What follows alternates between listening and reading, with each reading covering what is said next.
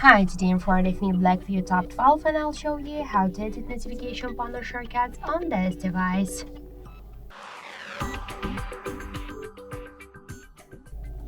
So open first the panel and you'll see here all of the available options. If you want to remove some of them to add some of the another options or just to change their positions, you should click here to this edit icon.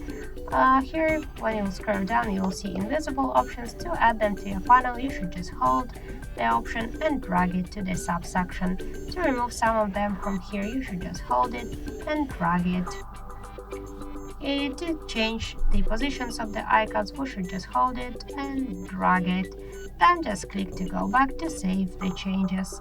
So that's it. Thank you for watching, and if you find this video helpful, leave thumbs up and subscribe our channel.